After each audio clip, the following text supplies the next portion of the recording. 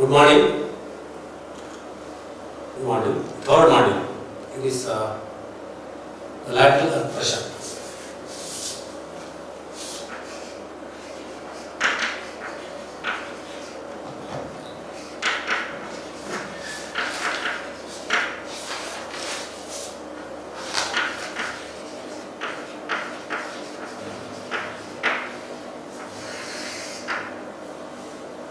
So in this third module, there are two units, namely lateral earth pressure and stability of slopes. Now let us take this lateral earth pressure. As the name of the course itself indicates that it is an applied geotechnical engineering, means application. It is all the modules or all the topics are application oriented. Like that, this is also an application oriented, and more often we come across in practice. It is very much essential to all fields of engineers, civil engineers, a practice engineer, a design engineer, a consultant engineer, and also it is very much helpful to you from competitive examination point of view. Now, let us understand the title of the course, lateral earth pressure. For civil engineer, and particularly when we talk about soil, we consider the downward direction as vertical and the horizontal direction as lateral. This is lateral and the vertical direction as the longitudinal.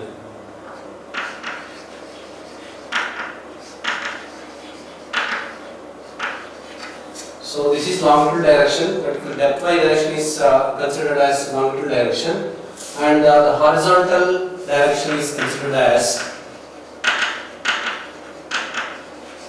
lateral direction. Then coming to the earth, we are all well versed with the earth. It is a soil, nothing but soil, and we have defined the soil differently, depends upon the profession. For agriculturist, for a geologist, and for civil engineers, we have different definition for soil. Earth is nothing but soil. Pressure. Pressure, thus we know that it is definition of pressure, it is a force per unit area.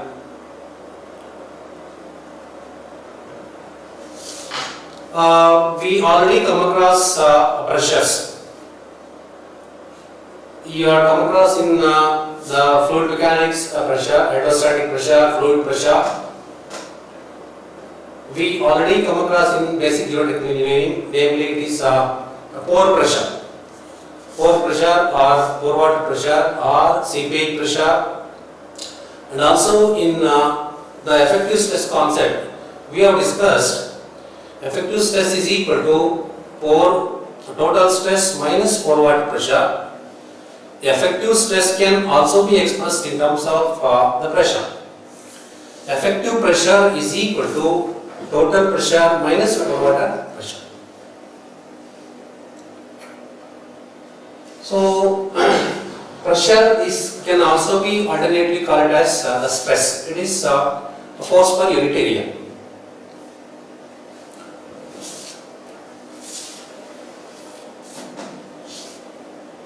Now, hydrostatic pressure or pore pressure. While discussing about pore pressure, pore pressure or pore water pressure can also be called as neutral pressure, because it is acting in all the direction. The objective of pore water means water present in the pore or in the voids. Water present in the void will try to separate the particles, it will try to differentiate the particles. In the upper direction, in the lateral direction, in the downward direction, longitudinal direction, lateral direction. Hence it is called as the neutral pressure. Hence, hydrostatic pressure is same in all the directions. Hydrostatic pressure can be obtained at any level. If you consider a surface, and if you want to calculate, say this is what is there up to ground level. This is say for example A. Hydrostatic pressure at point A is equal to gamma W into Z. So hydrostatic pressure at any point, at any level, is equal to unit of soil into depth. That gives us the hydrostatic pressure, and this hydrostatic pressure is same in all the directions. Vertical direction, in the upward direction, in the upward downward direction, in the horizontal direction. When it comes to the soil pressure, just the effective stress concept, we have learned how to obtain the effective stress by calculating total stress and water pressure. And we have not discussed the direction where it is acting, how it is acting like that. Now it is time to understand that pressure due to soil. So, as hydrostatic pressure is same in all the directions, similarly, if it is the soil pressure at this level, vertical pressure is equal to vertical pressure at depth Z, means at same point B, same level, is equal to gamma soil multiplied by Z, unit of soil multiplied by the depth. That gives us the vertical stress. What about horizontal stress? Horizontal stress or horizontal pressure is not equal to vertical pressure, but it relates to the vertical pressure. This is very important. Horizontal pressure due to soil at any depth is not equal to vertical pressure, as in the case of the water. It is not equal to vertical pressure, but it relates to the vertical pressure. And that will continue, this concept will continue a little later. How it relates to the vertical pressure. Hence, below the soil, vertical pressure due to soil is not equal to horizontal pressure at any given point.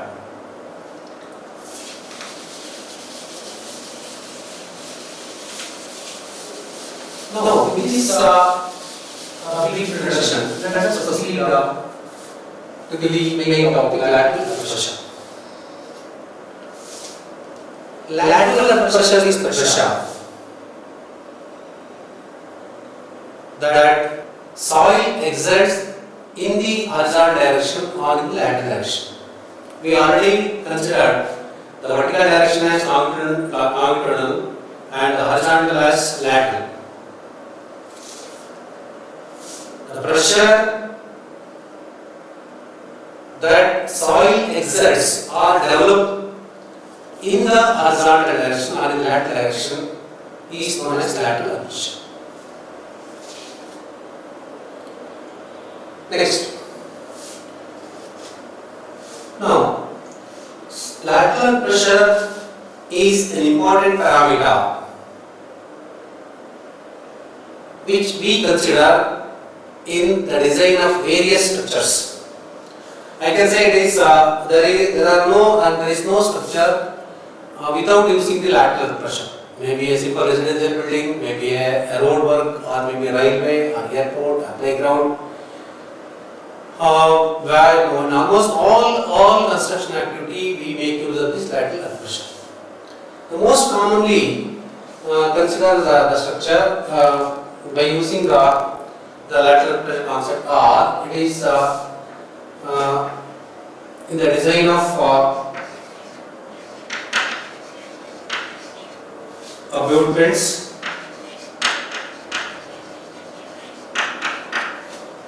then retaining structures,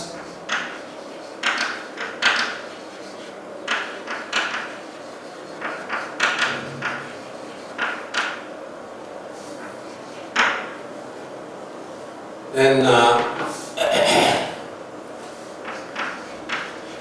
basement walls and tunnels,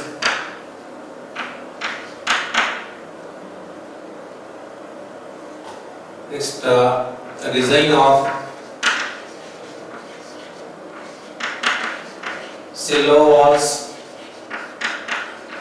and wings.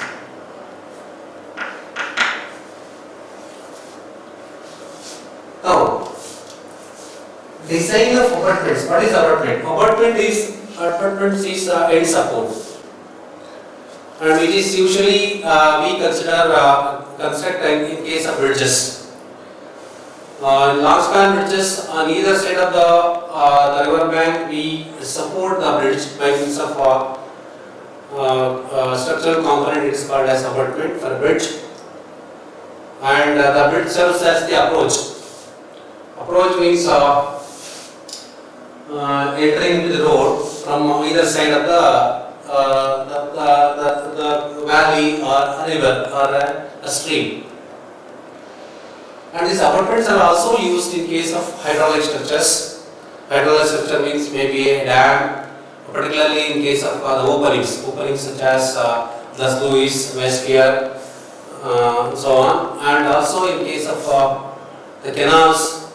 In case of canal regulators, in case of canal sluice, and so on, you cannot drop like that. So again here these abutments are designed to support the soil. To support the soil, in case of the road bridges, railway bridges, in case of the hydraulic structures, in case of dams, maybe earthen dam or it may be a masonry dam. Coming to this retaining structures.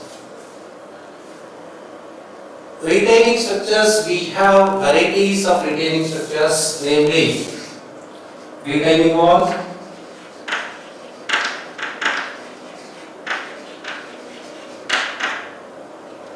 then sheet pile wall,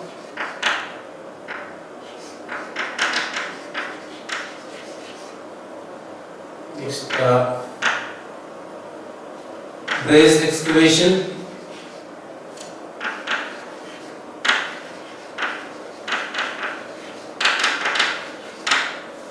so on.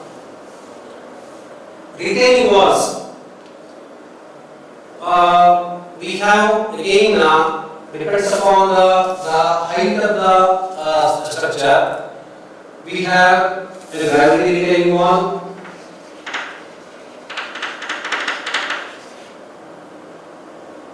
then a cantilever retaining wall, another type of retaining wall,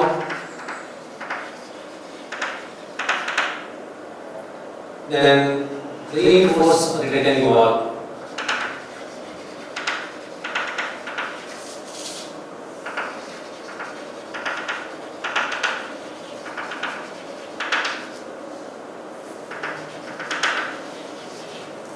So depends upon the requirement and the place where we retain the soil, we use these retaining structures. So gravity retaining wall, it is by means of gravity it retains the soil. Next, cantilever retaining wall, by means of cantilever effect it will retain the soil. Here gravity retaining walls are preferable for a smaller height, say about 3 meters. If height exceeds more than 3 meters, then you go for the cantilever type of retaining wall. If height exceeds more than 6 meters, 7 meters or 8 meters, then you go for the counterfort type of retaining wall. For very longer height or very large height, we go for the reinforced retaining wall in order to achieve the autonomy. The shape of these walls will be like this, something like.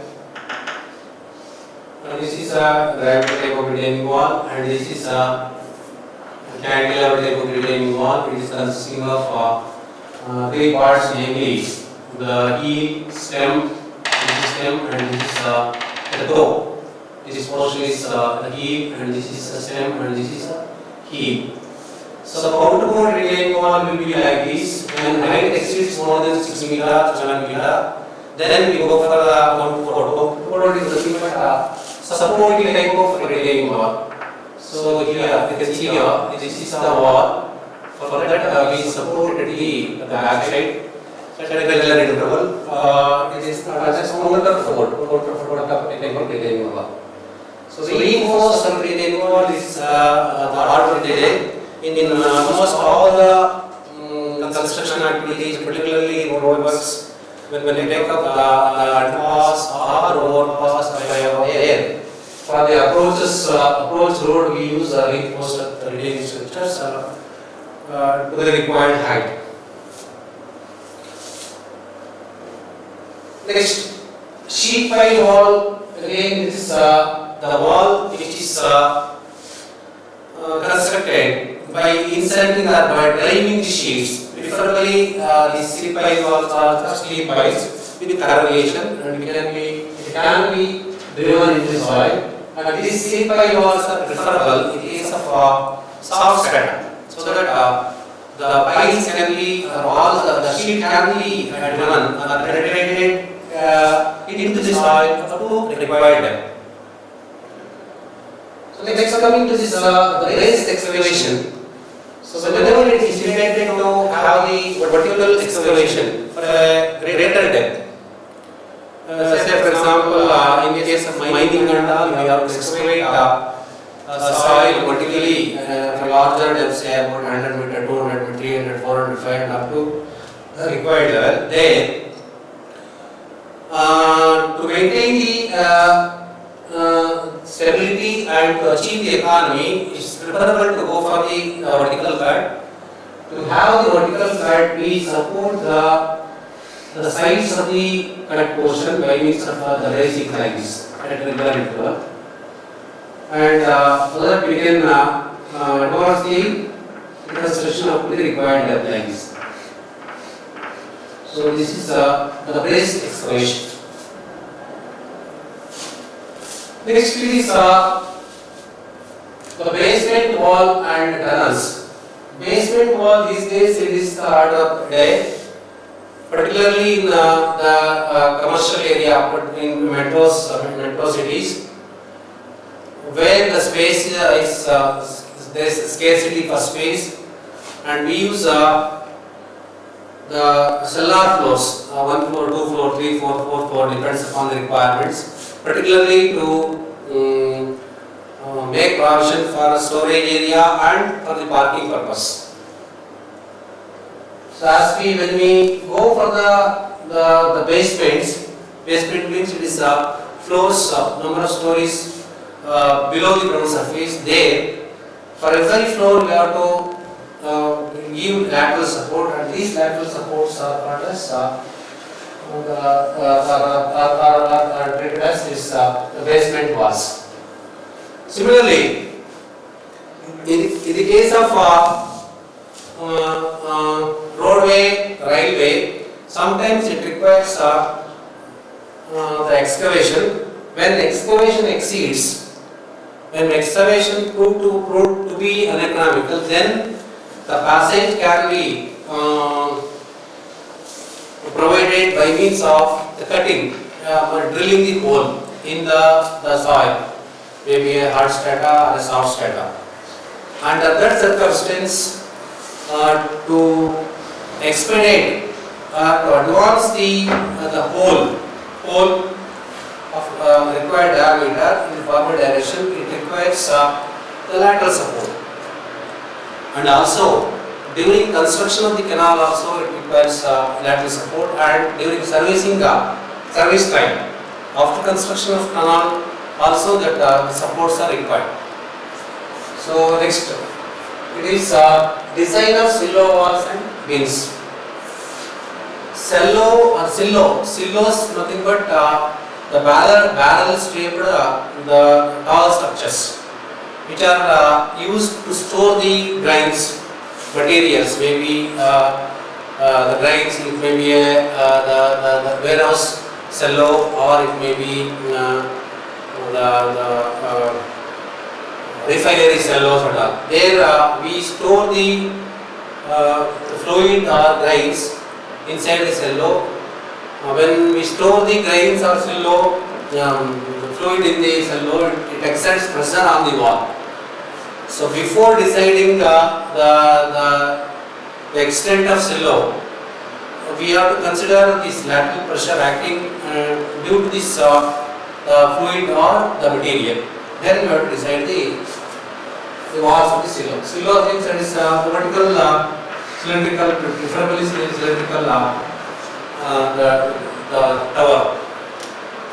Next it is the beams. Beams are nothing but the basket, just like a basket.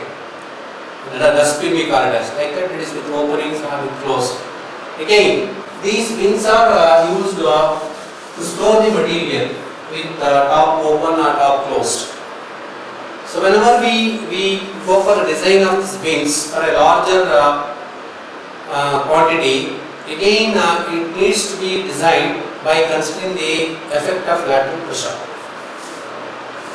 So these are all the cases where we consider this lateral pressure. Now, after briefly discussed about this the application of this lateral pressure, now coming to this main topic, the retaining structure.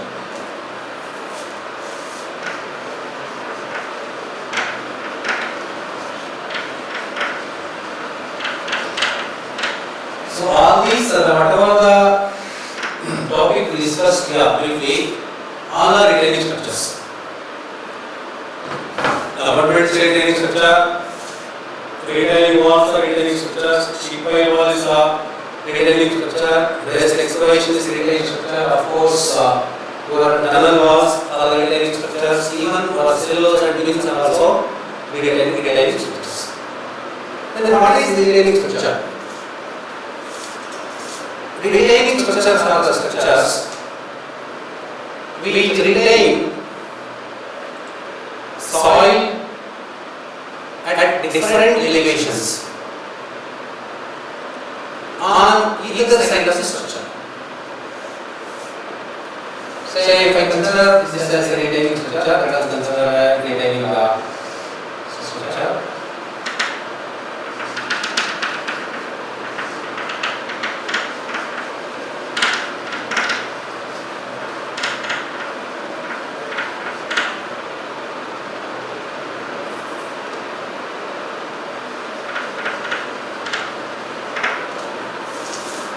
Which retains soil. This is soil, and this is also soil.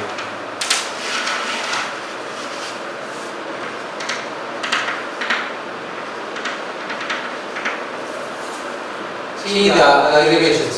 The elevation of the soil here, if you consider this as back portion, is here, and the elevation of the soil is here. Generally, these retaining structures are required on sloping ground. Rarely we come across a level surface, but normally generally we come across slope surface. But on the sloping surface, we cannot construct all the structures. In order to have a level surface for construction activities, we provide the retaining structures. The retaining structure will create the ground surface elevation at different levels, both at different as well as the back or on either side of the structure. You can see if you consider this as the front or the face, this is the face or this is the front. and this as the back.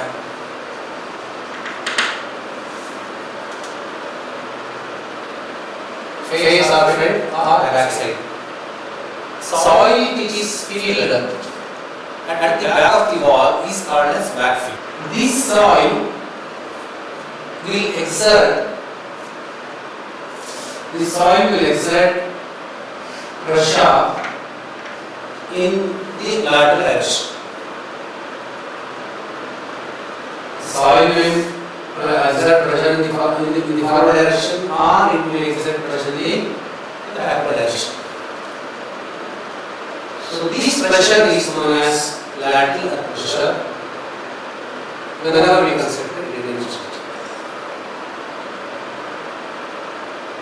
Retaining structure not only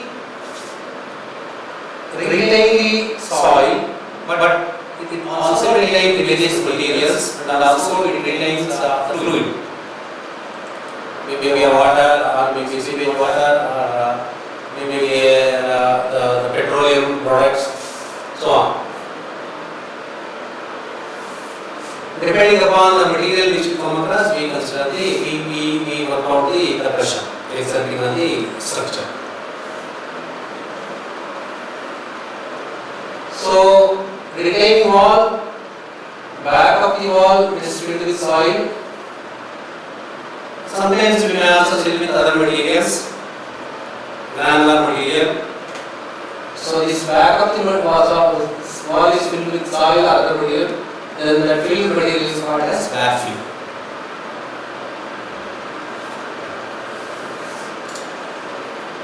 The backfill may be horizontal like this. When the backfill is horizontal or in line with the top of the structure, is called as a horizontal backfill. Suppose if the backfill is inclined at an angle with respect to the top of the wall, it is called as a surcharge. This portion is called as surcharge, and the angle made by the inclined portion or inclined surface with respect to the horizontal is called as surcharge angle. You can designate this as a beta. This is called as surcharge angle. So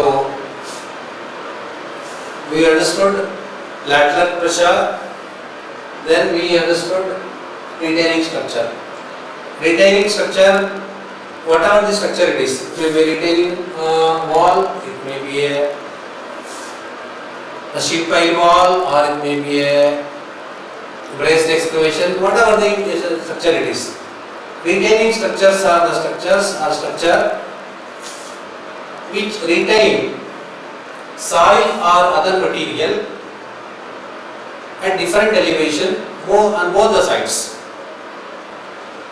To give example for again the retaining the fluid, in case of sheet piles, suppose if you use sheet piles to store the water, and say if you insert the sheet pile wall into the river bed,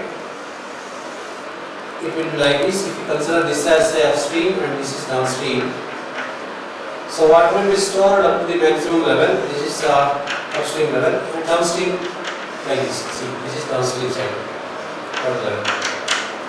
See the different level. Retaining structure, again it is a sheet pile wall is a retaining structure which retains fluid at different elevations on either side of it. Here at the upstream side it retains at higher elevation, and at the downstream side it retains at the lower elevation.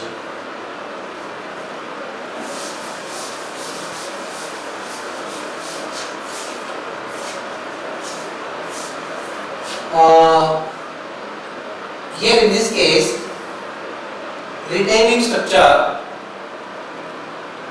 which retains the soil, and the soil at the back of the wall is called as backfill, which exerts pressure in the lateral direction, means the horizontal direction.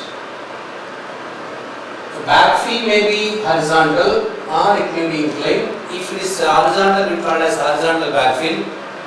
If it is the inclined backfill, it is called as the surcharge backfill. Also, we can understand here. Say, for example, if I can show the surcharge. Means wall is there, after constructing retaining structure, the back is filled and the same can be used for construction purpose. Say for example, we are going to construct a structure here itself, just you can see. So there, if this structure is considered as a surcharge weight, the load coming on from the structure to the backfill of this wall is called as surcharge load.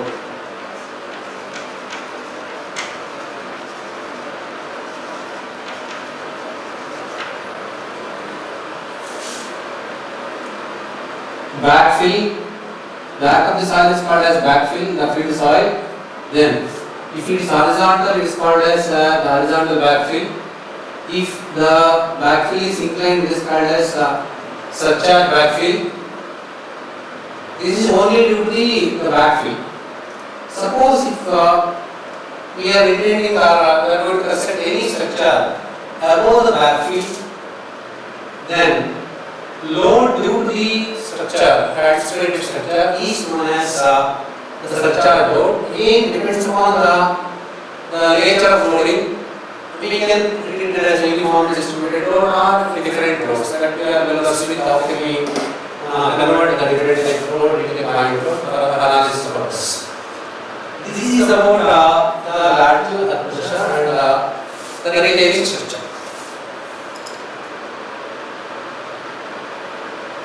We understood that it is because of the backfill, pressure acts in the lateral direction on either side. It may act in the forward direction or it may also act in the backward direction.